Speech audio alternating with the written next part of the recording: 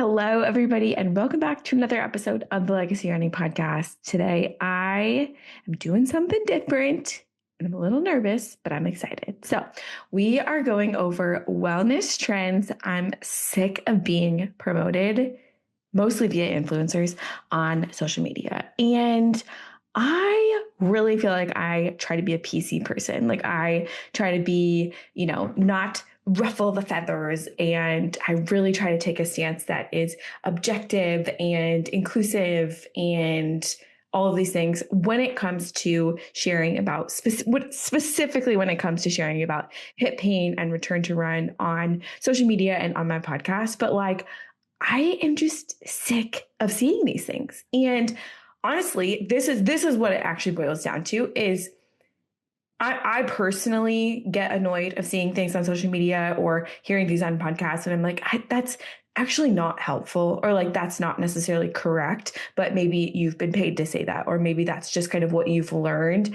And like, for example, there's this runner that I follow that I love, and she's phenomenal and amazing and inspirational. She has a podcast, and she did a whole podcast on strength training for runners. And I was like, well, like a lot of the things they're sharing maybe aren't necessarily like terribly evidence-based or scientific or accurate, but like, I love you, and like there's grace, but on the other hand, and like for that instance, I'm like, yeah, it's kind of annoying, but like I think that like personally I'm okay. Like I'm not like I'm so much better than you, and like you didn't go to PT school, so you don't know these things. Like on a personal level, like I can deal with my own ish and like not be, rude in my mind towards these people. But when it really starts to actually make me irked and feel irate is when people in my world are impacted by things that they're seeing on social media or trends that they're seeing in their friend groups, or, and they're starting to feel like what they're doing is not enough or not correct for themselves. And like, for instance, an example here is like I'm working with a client and she is making phenomenal progress. Like she really had this client come to me, scoliosis, hip labral tear, was not running, was just biking, had ruled out running. We had gotten back up to biking and living and lifting comfortably. And I was like, what if we try running? Like, would you be open to that? And she was like, I think I might cry if I do that. And like from joy. And we did. And she had an amazing run, and she consistently had amazing runs. And as people do, she had a flare up one week. And during that time, she, of course, went to social media, and she was like, I feel like I'm not doing enough. Like I went on social media and I saw all these people doing all these exercises. So I started incorporating these exercises into my plan. And now I just feel really stressed. And in that session, I was like, okay, if you feel like, she was like specifically like, I feel like I need to strengthen my back more. So she was adding back exercises into her routine that she found off social media because all these other people were doing back exercises. And I was like, okay, if that's how you feel, let me explain what we have been doing. You've been doing these 3 exercises. This one is strengthening your back in this way. This one is strengthening your back in this way. This one is strengthening your back in this way. If you feel like you want a 4th exercise, the one that you have, actually, that's okay. Like we can keep that in there, but it's actually not specific or challenging enough for where you're at. So if you can handle doing a 4th exercise on top of all of the other things that you're already doing in your life, let's upgrade it and make it even more specific to you. So we were able to kind of navigate that. And she actually ended up liking doing a 4th exercise and would kind of take it off if she was too busy and needed to get to all the other things. But like, I think just this like perspective of like going on and being like, all of these things are like raining through your head of like, I should do this, I should do this, I shouldn't do that. And when that starts to get into my clients' heads or people that I'm talking to, I'm like, that's when it really irks me. And that's when it kind of makes me irate. And honestly, even like on a personal level, like I have on my personal social media page, I have honestly had to stop scrolling because like to certain topics, like there's certain topics that come up on my Instagram, and it honestly really makes me start to question like things that I'm going through in my personal life. And I'm like, I don't want to be influenced by something, by some influencer on this thing. Like that's not the truth. That's not like the ground in which I'm standing on. Sure, I'm going to go on for like fashion and running, like, whatever. And, I don't know, home decor and stuff, but like, there's just certain things that I'm going through in my personal life. And like being on social media is actually really, it's a deterrent for me. Like, because I'm not necessarily the most, it's not that I'm not stable, but it's like I'm like grieving certain areas in my life, and I'm like going through challenges in certain areas in my life. And when I am looking at these specific topics on social media, it does not feel good and it does not land well. And I'm not in like a stable mindset to be berated with certain things. And therefore I do not want to look at those things. So this is my lens of how I'm coming into this podcast of like, these are trends that I'm seeing that I'm like, I don't necessarily think are helpful for your hip pain. I don't necessarily think are, things that you should put a stake in the ground on. And I have about like 8 things that we'll go through around there. And I'm going to kind of come up with what I think is maybe better as opposed to the things that I'm seeing on socials. So the first thing that irks me that I see being, out there on social media all the time is high rep, low weight workouts and calling it strength training. So I'm talking about specifically at the beginning of the year, I was berated with the ladder app. Like, I don't know if you guys saw that, but it was like, give me 12 weeks and you'll be snatched and toned. And it really was like, I think the ladder app, and I don't have anything against it, but like they had like different trainers that are trained in different things. So some people are Pilates girls. Some people are like, I don't know, low weight, high rep workout girls. Some people are like kettlebell girls, whatever. Like they were just trying to like push the different like people on their app so that you would sign up for the new year when people are like trying to make their New Year's resolutions. I digress. That's kind of like a tangent, but I just got so many people, so many like ads coming at me that was like, do this Pilates based workout thing, do this like they're using like the arm circle, like the arm weight, you know what I'm saying? Like it has like the weight that you like put around your wrist or your ankles, and like you're going to get toned with doing that. And like, sure, like maybe like if you're going to get toned in some way with doing those exercises. Like I'm not saying they're just inherently bad, but I'm saying it's not true strength training. Like true strength training has a definition of like either I'm building hypertrophy or I'm building like neuromuscular strength gains.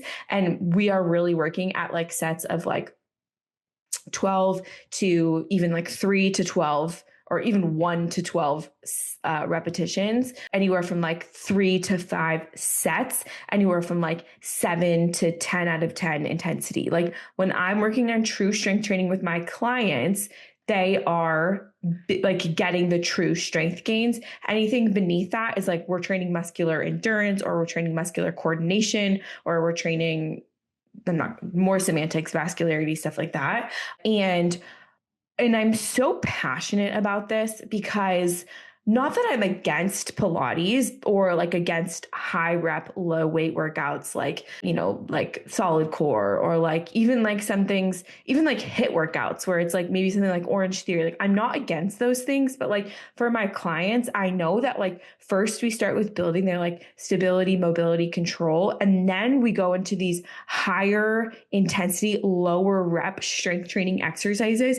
And I just know that my clients have so much benefit from doing them that they incorporate them over and over again into their training cycles or just into their lifestyle, and their strength training, heavy strength training 1 to 2 times a week. And then they're adding on their Pilates and they're adding on their solid core and they're adding on their, like boot camp berries classes, whatever. Like they have the availability to do that. But I know for a fact they're feeling the best with doing true strength training. I actually talked to one of my clients yesterday who has gone through my Empower Hip program, really worked on her underlying hip stability, mobility, control, worked on building up her running tolerance, was having like a ton of aching into her hip.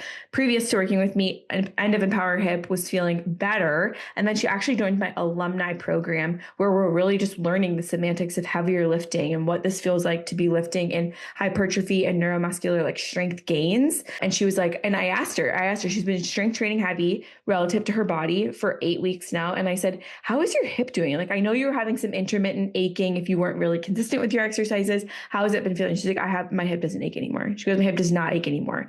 And that's twofold. She's earned the right to do the heavier strength training because she's learned the foundational patterns in Empower Hip and she's loading them comfortably and confidently. Now she's strength training consistently and she's reaping all the downstream benefits of increased muscle mass, increased bone mineral density, increased resilience through her tendons and ligaments, even like increased impact tolerance to cartilage for her joint cartilage. And she's like maintaining the excellent form, control, mobility, stability that we've done beneath it.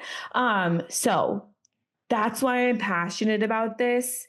I really believe that if you're like living with impingement, dysplasia, labral tear, like even just like low back, facet, disc things, like getting to a point where we are able to control and work through full ranges of motions of exercises with good control, and then building it in comfort and tolerance, and then building up to strength training. It's like the most efficient way to keep you out of pain long term. So that is why I'm really passionate about that, and not being like not everything is strength training. Okay, let me just say that.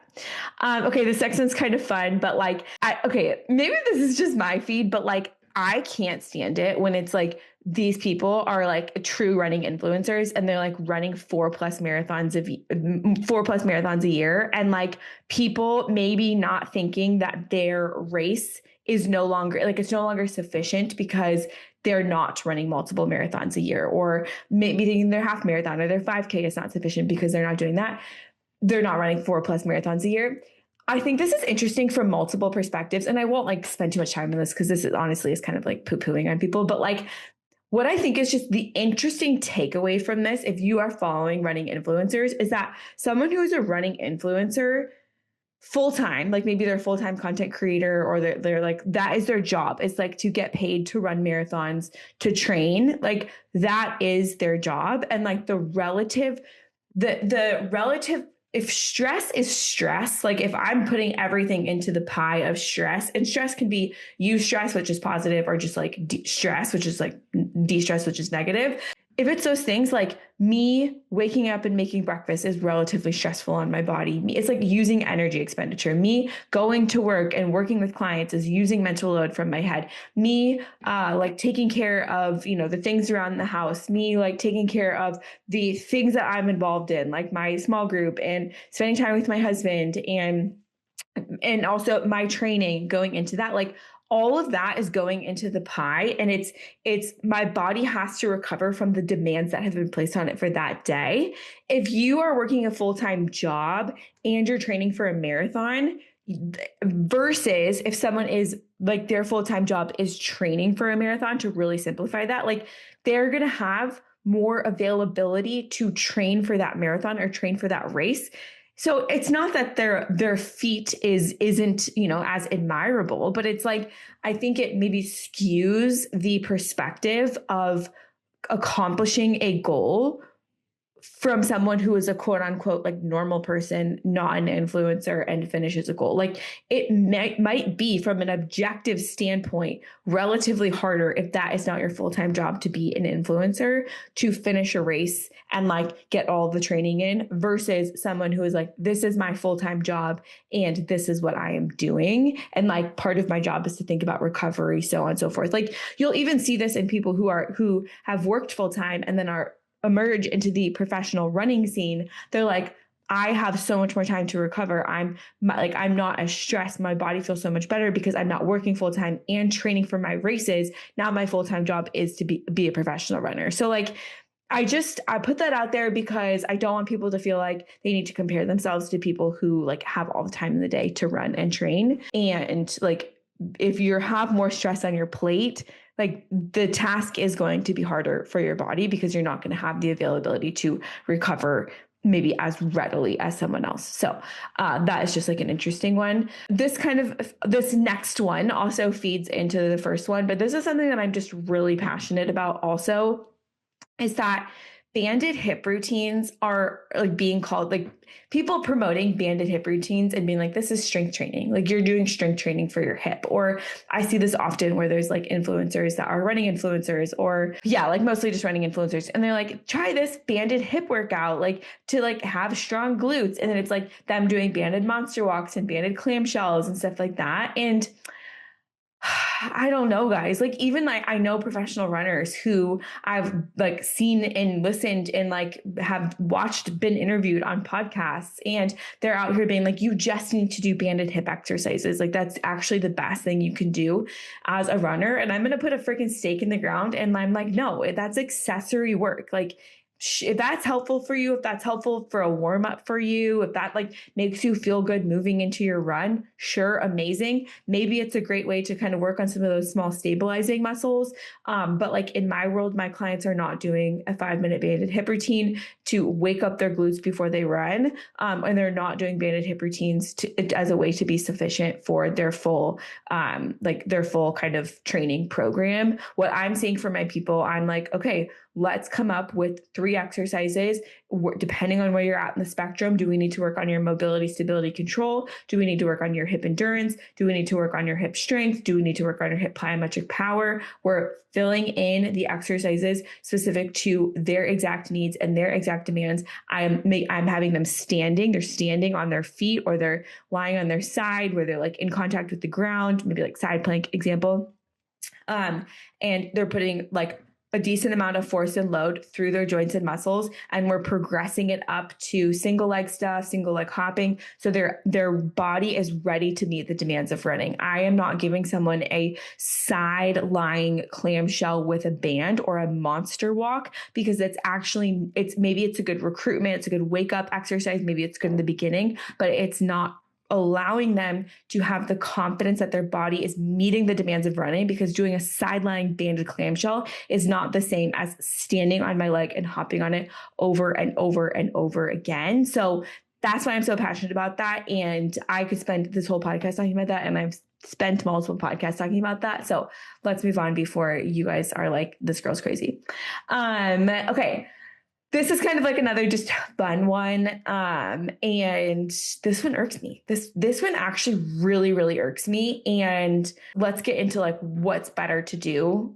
I also see people really on all ends of the spectrum. Like you'll hear this from maybe an influencer, or maybe you'll hear this from like just someone who's like wants to run a race, or honestly, I'll hear this from my clients sometimes, but it's like, racing long distances untrained, or like doing something untrained. Be like, yeah, I'm just gonna like send it. Like, I'm just gonna send it. Okay. I don't know why I'm making that voice, because it's mostly women, but it's like, I think I'm just going to run this half marathon. And I'm like, well, when's the last time that you ran more than 3 miles? Probably 2 years ago. I'm like, okay. Do we think that like, why do we think that that's a good idea? Like, I think as someone who knows the physiological like demands placed upon the body with running long distances, and that can be, you know, relative to what you're already doing, or that like long distance rate is relative to what you've been doing. Like, the more you go and the more untrained you are, the more you're just like setting yourself up for injury risk. Like running is, honestly, I think about it as it lays all your cards out on the table. Like the longer you go and the more untrained you are, the more that your body's like, hey, yeah, your ankle stability, not good. Your hip stability, not good. Your low back, yeah. It cannot handle that much amount of shear yet. So the longer you go untrained relative to what you've been trained up to, you're just putting more, you're exposing your card, you're exposing your hand more, and you're setting yourself up for potential risk of injury.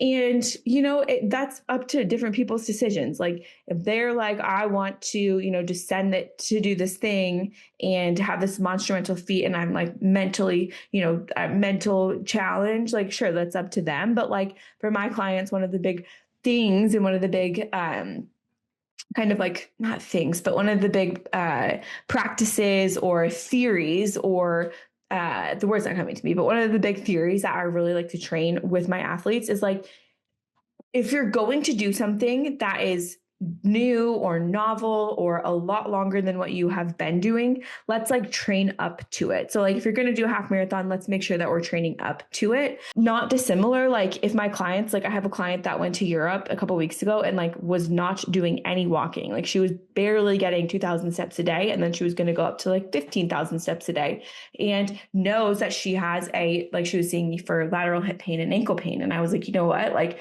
with where you're at, like you get sore standing in the kitchen. So like, you're not going to enjoy this vacation if you're sore standing in the kitchen, and then you have to take 15,000 steps a day, multiple days back to back. So we started just upping her step count per day so that she would be ready for this vacation and be able to enjoy it in its fullest. And I don't know, like, I don't think I'm speaking to people who are like like, I don't want to say crazy, but who I think there are people out there who are like, yeah, like, let's send it. Like, let's go for this thing. Like, I really want to do this crazy endeavor and do it untrained. Like, if that's you, great. Sure, that's a personal decision. But like, I really do feel like I'm talking to the sustainable girlies. Like, you're the people that like you want to do the thing and you want to show up and do it well. You want to experience it well. You want to have a good experience. You want to be safe while doing it.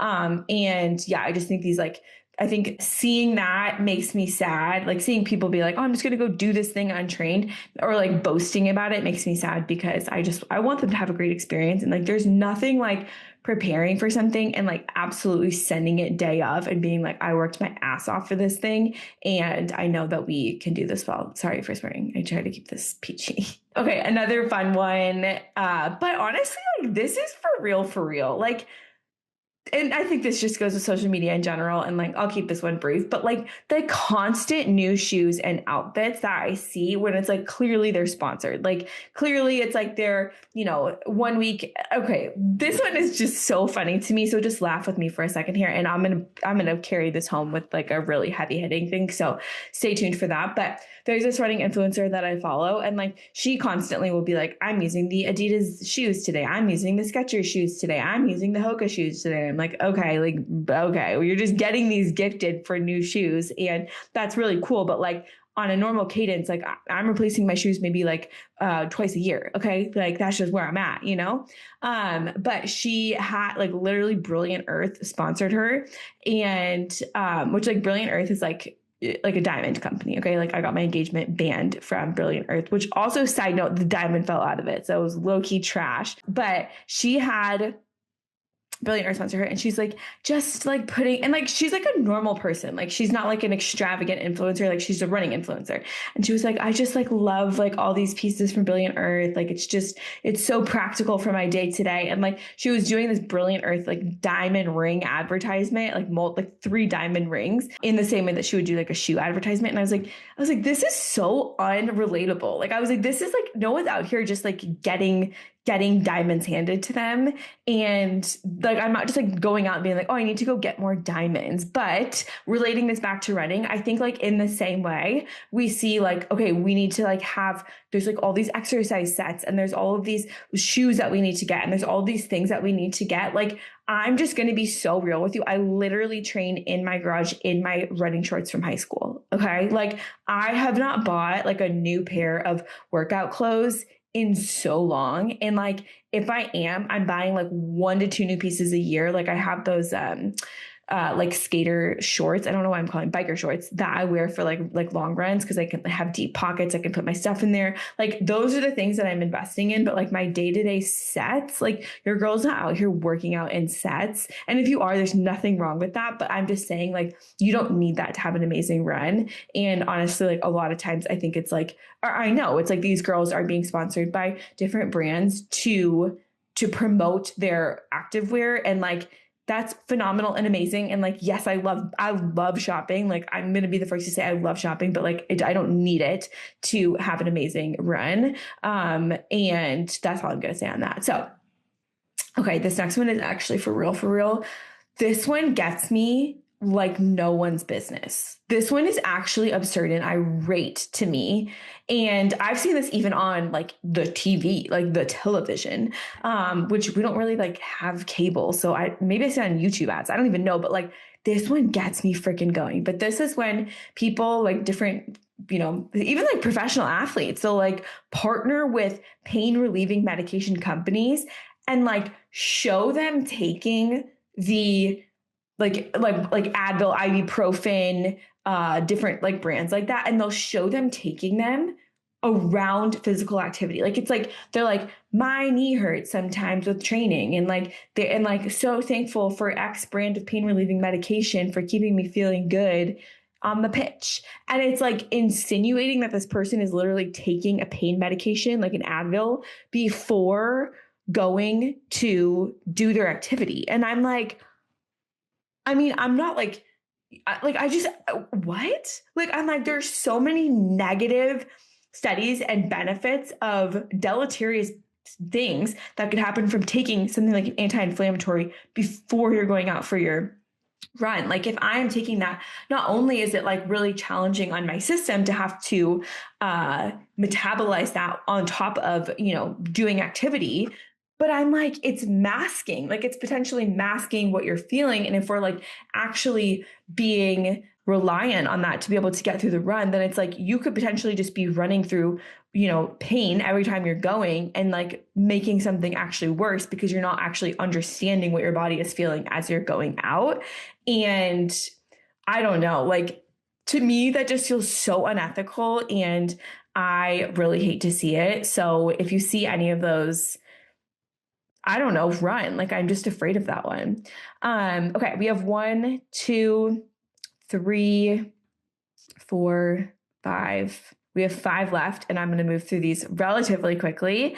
And my next one is going to be, some of these are related, but my next one is going to be the hip 90-90 rotation. This is like the one where you're like sitting on your ground and you're like kind of rotating your knees from side to side. I see this so often. People are like, painful hips, try this. And I'm going to say right now, I posted this one on my social media. People were like, yes, Sarah, yes, like I see this all the time. This is not helpful. And I'm just going to say the reason that this specific exercise is potentially not necessarily helpful for the hip that has a labral tear, impingement, even dysplasia, is because it puts you into a position of impingement. Like there are so many better ways to mobilize a hip than this exercise. If it works for you, if it feels comfortable, amazing, wonderful, love it. But if it doesn't, it's actually because it puts you in a pain reproducing position. And I think that it's just trendy. Like you'll just see different moves trend on social media.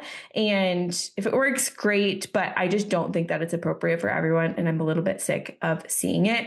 On the same vein, this trend of like, try this one exercise to get rid of your low back pain. Like, this is the one exercise that I did to do this. I'm like, bruh, if it was one exercise, we would all be flying out here. Like, there is no way. With my clients, what I'm seeing is that it's a multifaceted approach. I'm always break it down into 3 categories of like, what is your specific strength and stability or mobility plan? Like what are the things that where in your foundation are you breaking down specific to running? And let's come up with like 3 things. I always say 3 to 5 things because it's achievable and it's sufficient, but like, what are the 3 to 5 things that you can do in the season that fits in your schedule to make this work? That's number 1. The second facet of this is running. Like, where are you at with running? How much can you do? If you're not running, like how much are you walking? How much are you cross training? And can we start to like get some consistency with that so that therefore we can kind of progress you into running? Or if you are running, like let's get some consistency with that and then have a stepwise progression into building volume or building speed or whatever it is that you're going for. And then the last phase, I always say, or not phase, but the last section of building someone from being in pain to being back to running with confidence is mental. Like as I am proving to myself that my body is resilient and confident and can handle the demands of running through my exercises. And as I'm going out and building confidence with runs or with walks or whatever it is, I am building the mental confidence that my body can do what I want it to do. And also within that, there are going to be ups and downs. So as I'm working through different flare-ups and as I'm like overcoming and understanding that, okay, I just had a flare-up, this is what I do, this is how I solve it. And as you're kind of coming up with that plan for yourself, or that's a huge thing that I do in my program, then it's going to feed into your confidence and it's going to have a feed forward effect of like, no, I can run with confidence. And just FYI, for every time you get knocked down, you need 5 positive times to get built back up. So in my programs, you best freaking believe every Friday, I'm like, all right, what wins are we celebrating this week? Like what happened this week that was good? Because there's going to be a week where you're not going to feel great, or you feel like you're backsliding. And I'm like, I need you to read back and look at all your wins and be like, okay, I'm going to tell my brain there's 5 positive things that happened. And then therefore I'm going to get through this flare up and we're going to move on and become stronger than ever. Okay. Last couple ones here. This kind of goes off with some of the first ones that I was talking about, but like, just like, I think runners are so targeted it's like kind of weird, honestly. Runners are so targeted by physical therapists and like different like strength training professionals. Like maybe like, I'm not excluding myself from that category of targeting runners, but like they're like, do this specific strength exercise for runners. And it's like a lunge into a bent over row into like a halo twist. And I'm like, what the frick is going on? Like, I'm like, Did you guys know that strength training for normal people is also just strength training for runners? Like, do we know that, right? Like, it's not that deep. Like, you can do pretty much the same lifts as a normal person that likes to hike or bike or walk, and it will be sufficient for runners. We just want to think of a couple of different things for runners where it's like maybe you're having some emphasis on single leg, and maybe you're having some emphasis on plyometric, and maybe you're having some emphasis on stability, but like low key, I kind of want those for like the person that's not a runner too. So if you see these like lifting things and it just seems like so like there's so many compound motion, it's like so flashy and all this stuff, like maybe it's okay to be like, oh, like I actually don't need to be doing the most crazy exercise to meet the demands for running. Honestly, with my runners, I'm like, okay, like you're in a training block right now and life is busy. Like, let's do one compound bilateral lift, like a squat. So both feet are on the ground.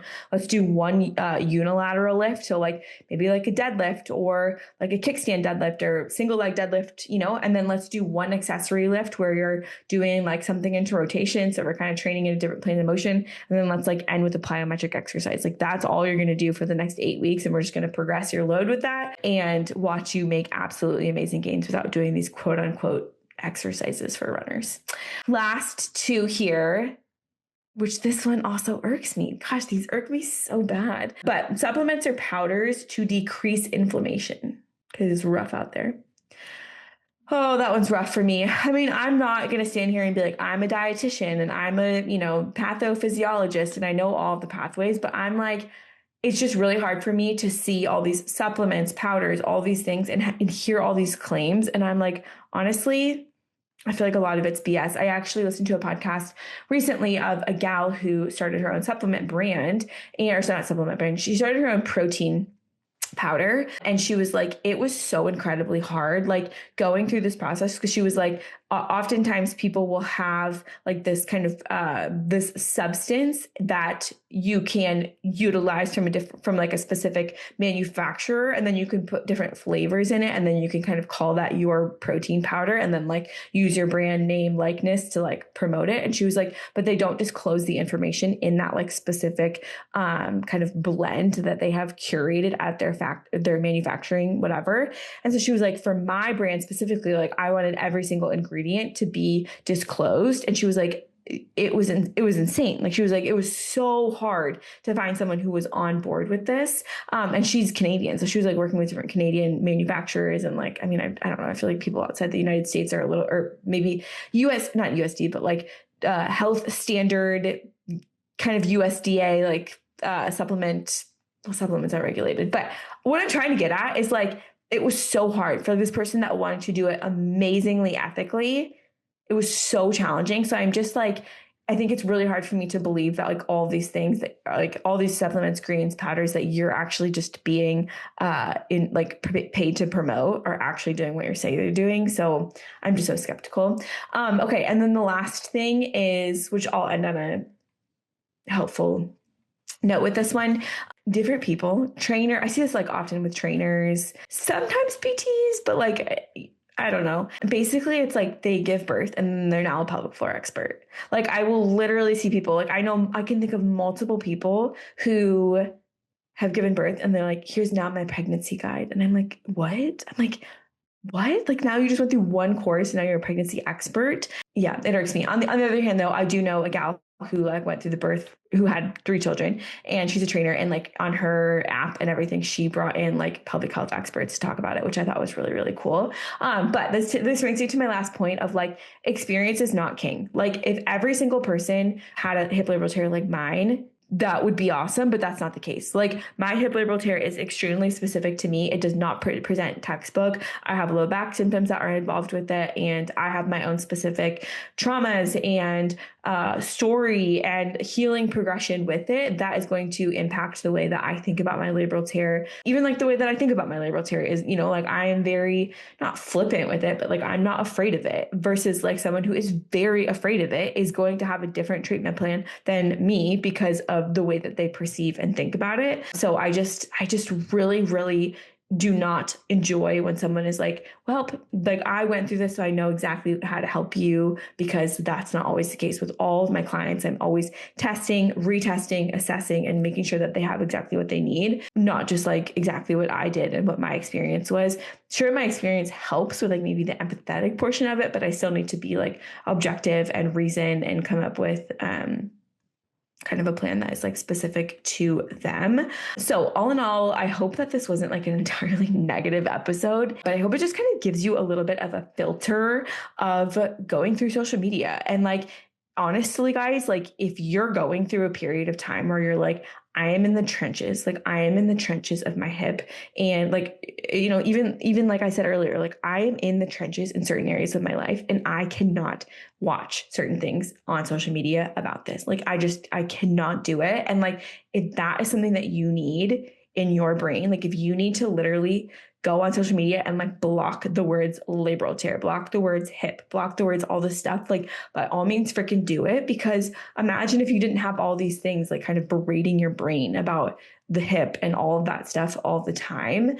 And maybe you were just filled with like the information that you were getting from your person, your positive experiences, or even you're like, you know, maybe you're like, okay, I'm just going to listen to this podcast and just find the positive stories. And I'm going to like tell my brain that I am confident and comfortable and I can heal. I just want to give you that as like something to leave you with, something to think about. And if you are in the thick of hip pain, or you have gotten out of your hip pain, but it's still kind of lingering and you're trying to get back to the demands of running, or you want to run the race of your dreams in 2026, the spring cohort for the Empower Hip program is open. By the time this airs, it is going to be wide freaking open.